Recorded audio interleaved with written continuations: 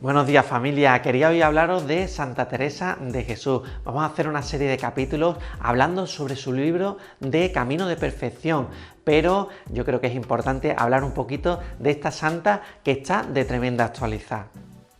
Santa Teresa de Jesús, una mujer empoderada, una mujer emprendedora, una mujer lectora. Desde muy pequeñita edad aprendió a leer y a escribir y se bebía los libros, al principio de caballería, porque era lo que se bebía en la época, era lo que se leía en la época, y después empezó a investigar sobre el mundo espiritual y ahí se dejó llevar. Una mujer alrededor del 1500, una época en la que estaban los reyes católicos, habíamos descubierto América, en ese marco histórico estaba enclavada su vida.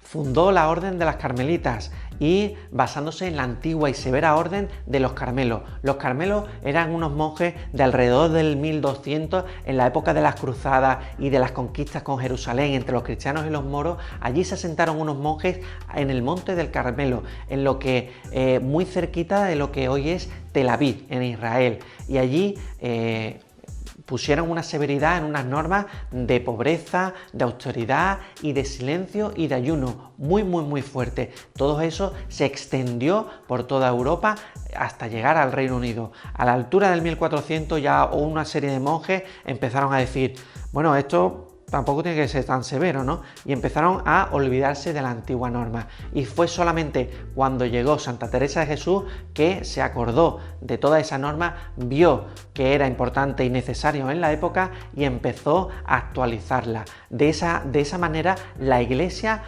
quiso diferenciar unos de otros. Por eso a las carmelitas le pusieron carmelitas descalzas y a los que seguían siendo flexibles le pusieron los carmelos descalzados.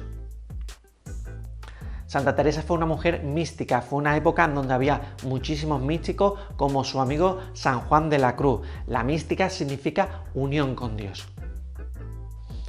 Santa Teresa es una mujer escritora, escribió muchísimos títulos, lo más importante, el libro de la vida, Camino de Perfección, que a continuación vamos a ir desgranando poquito a poco, y es santa y le pusieron el título de primera mujer doctora de la Iglesia por el Papa Pablo VI.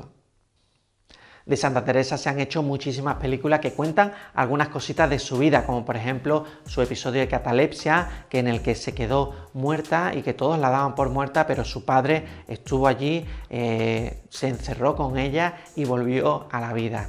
Luego también se cuenta que levitaba y sus experiencias místicas, ¿no? Que de alguna manera el Espíritu Santo le llenaba y le provocaba una sensación de amor y de placer muy grande.